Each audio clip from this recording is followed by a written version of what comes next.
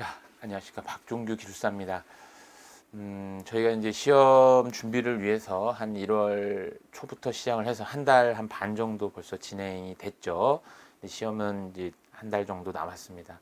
일단 한 달 반 동안 준비를 좀 차근차근 잘 해오신 분들은 어쨌든 뭐 크게 아마 문제 없이 필기에 임하시면 되는데, 어쨌든 시간에 쫓기고 업무에 쫓기고 학업에 쫓기다 보면 어쨌든 이론을 다 못 듣는 경우도 충분히 이해가 됩니다. 그래도 어쨌든 한 달 남은 시점에서 공부 전략을 잘 세워서 어쨌든 합격을 하는 게 가장 큰 그 목적이고 중요한 거기 때문에 그걸 위해서 서로 좀 노력을 할 수 있도록 하겠습니다. 그러니까 어쨌든 시험은 합격이 중요한 거지, 물론 과정도 중요하긴 하지만 합격을 해서 라이센스를 받아야만 그게 증명이 되는 거지, 내가 아무리 열심히 한다고 해서 합격이 안 되면 아무런 의미가 없어져 버립니다. 그러니까 남은 한 달 동안 조금 더 집중적으로 좀 해보실 수 있도록 제가 몇 가지 좀 어드바이스를 좀 하겠습니다. 자, 원서 접수는요, 2월 아마 많이 보셨을 거예요. 2월 19일부터 2월 22일까지 총 한 일주일 정도 접수를 합니다. 그래서 19일 10시부터 아마 22일 6시까지 접수를 하게 되는데, 뭐 다들 아실 거예요. 그죠? 이번에는 이제 무조건 시험이 이제 CBT로 다 바뀌어 버립니다. 기존에 종이로 보는 시험이 아니잖아요. 그죠? 컴퓨터로 시험을 보고 컴퓨터에서 제출을 하면 그 합격 여부를 바로 알 수가 있기 때문에 어쨌든 굉장히 뭐 좋은 점도 좀 있습니다. 이게 장단점이 좀 있기는 한데, 그래서 전국 10개 고사장, 아마 제주도를 포함해서 10개이기 때문에 아마 보실 수 있는 데는 한 9개 정도 될 거예요. 아마 서울에 한 2개, 뭐 인천 하나, 이렇게 지역별로 하나씩 고사장을 배분을 해 놓은 것 같습니다. 그래서 나중에 접수를 하시고 그 KCA 사이트에 가시면 이제 그런 내용들이 자세하게 좀 나와 있죠. 내가 원하는 그 고사장, 물론 이제 원한다고 꼭 볼 수 있는 거는 아니에요. 왜냐면 딱 정해져 있는 자리 때문에 인원을 딱 정해놓고 시험을 보니까요. 그래서 접수는 요때 하고, 조금 장점일 수도 있고 단점일 수도 있고, 시험은 3월 14일부터 22일까지.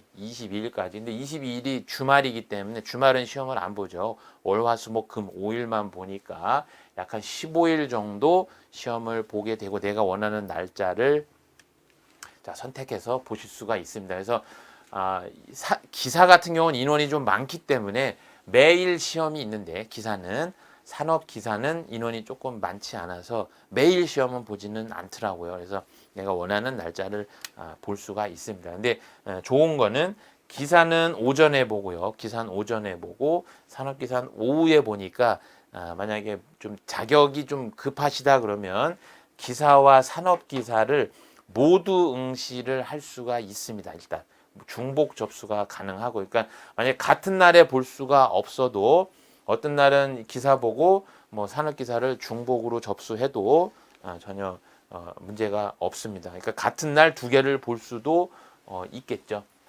자, 그래서 우리가 이제 시험이 어쨌든 3월 4일부터 22일 15일간이니까 좀 공부가 좀 잘 빨리 되신 분들은 앞쪽에서 빨리 시험을 보고 실기를 좀 더 빨리 준비하시는 거를 좀 권장을 드리고요. 만약에 공부가 좀 아직 기출 문제도 좀 한 번도 못 보셨다 그러면 20일 좀 뒤에 시험을 보셔서 앞에 공부 기간을 조금 늘리는 것도 일종의 방법입니다. 왜냐하면 실기는 한 2년 동안 유예 기간이 좀 있으니까. 그래서 내가 나의 수준을 보시고 좀 잘 전략을 좀 세우세요. 근데 많은 학생들이 동일한 전략을 세울 거라는 거예요. 그러니까 어쨌든 시험을 내가 그 날짜에 딱 원하는 날짜에 딱 볼 수는 없을 수도 있어요. 그러니까 어쨌든 잘 빠르게 좀 접수하셔서 좀 보실 수 있도록 해서 앞에 볼지 뒤에 볼지를 좀 잘 판단을 좀 해보세요. 판단할 수 있는 근거는 제가 좀 뒤에 말씀을 드릴게요. 자, 그래서 공부 방법입니다. 이제 우리 이 강좌는 일단 이론 강좌가 있고요. 이제 이론이 있고, 그다음에 핵심 문제가 있고, 그다음에 선택 지문이 있습니다. 선택 지문이 있고, 그다음에 기출 문제가 있습니다. 기출 문제. 기출 문제. 그래서 기출 문제는 어쨌든 이번에 출제 가이드가 2022년부터 출제 가이드가 바뀌었기 때문에 2022년까지의 기출 문제는 좀 한번 보실 필요가 있는데, 어쨌든 중요한 건 이론을 가장 많이, 이론을 100%다 보셨으면 좋겠지만, 이론을 만약에 지금 100%못 보셨다면 지금 시점에서는 핵심 문제 풀이와 선택 지문 요 두 가지에 집중을 하시는 게 좋습니다. 어쨌든 핵심 문제 풀이는 2022년 그 전까지 해서 이 전부터 2023년까지 총 1000문제 이상을 그 교재에 담아 놨기 때문에, 그러니까 과목별로 한 250문제 정도 되죠. 5과목이니까. 뭐 산업기사도 동일합니다. 산업기사와 기사를 같이 공부하셔도 전혀 문제 없습니다.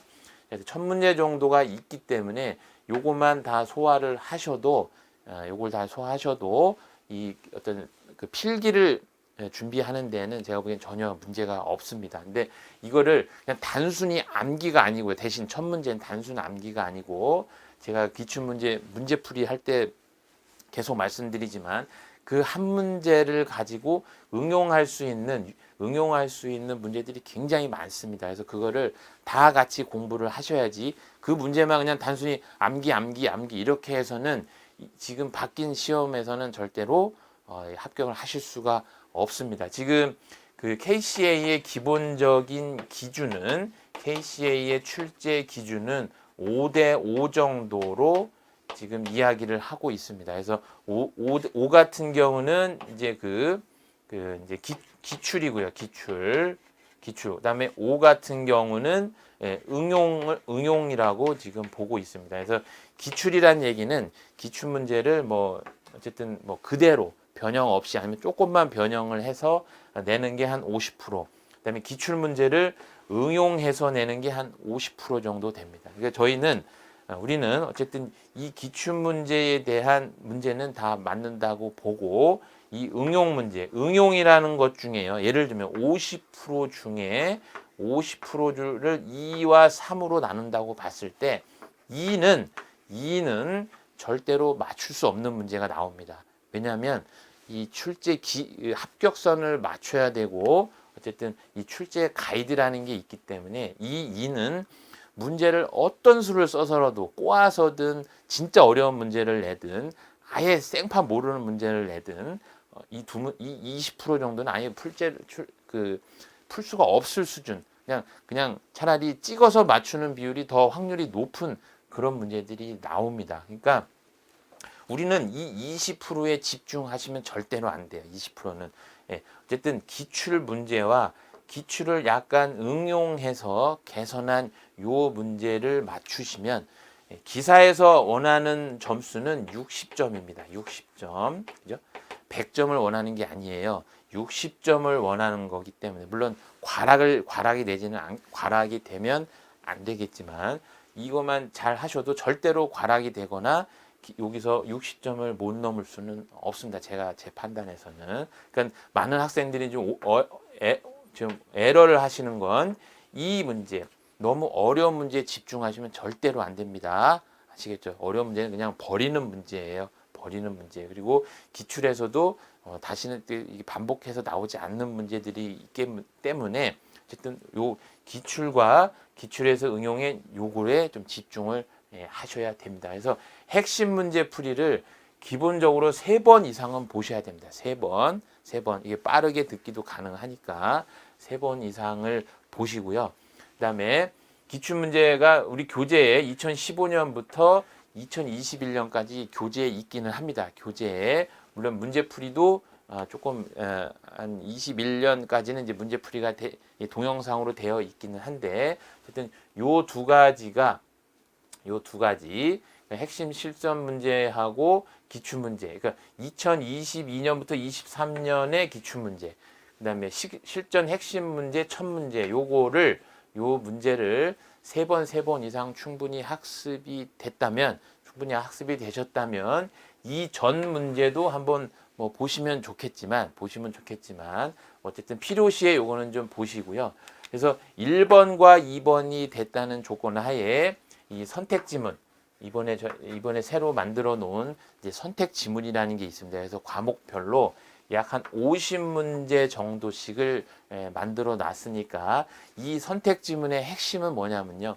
직관적으로 답을 OX를 풀 수 있는 능력을 키우는 거거든요. 그러니까 문제를 보고 답을 바로 직관적으로 찍을 수 있어야만 이 기사시험에서는 에러를 많이 범하지 않습니다. 그래서 처음에 선택한 답안이 대부분 맞는 답안이에요. 처음에 선택한 답안이. 그래서 선택 지문, 우리가 이름은 이제 선지국밥이라고 하는데, 여기서 50문제를 10분 이내에 푸셔야 됩니다. 10분. 자, 10분 이내에 풀어서 50개를 3개 이내로 OX를 틀리는 수준이 되신다면 학습이 그만큼 많이 되신 거예요. 학습이. 그러니까 3개 이내로 틀 때까지 좀 반복적으로 학습을 좀 해주시면 좋겠어요. 근데 만약에 3개를 넘어간다 그러면 다시 1번, 2번을 조금 더 보완하시고 한 2, 3일 간격으로 보셔야 돼요. 뭐 바로 푸시면 안 되겠죠. 왜냐면 그 동영상이 또 있으니까 3일 이상 간격을 두고 해서 반복적으로 좀 풀어보시기를 추천을 드리겠습니다. 그래서 다시 이론이 좀 지금까지 이론을 들으셨다면 문제가 아닌데 이론을 이제 못 들으셨다면 이론을 일단 접어 두시고 실전 핵심 기출문제 22년부터 23년을 최소한 3번 이상씩을 학습하시고 선지국밥을 3개 이내로 틀릴 수 있게 10분 안에 푸셔야 됩니다. 대신 요 학습을 계속 반복적으로 하시기를 추천을 드리겠습니다. 그리고 내가 이제 시험을 보기 이제 3일 전에는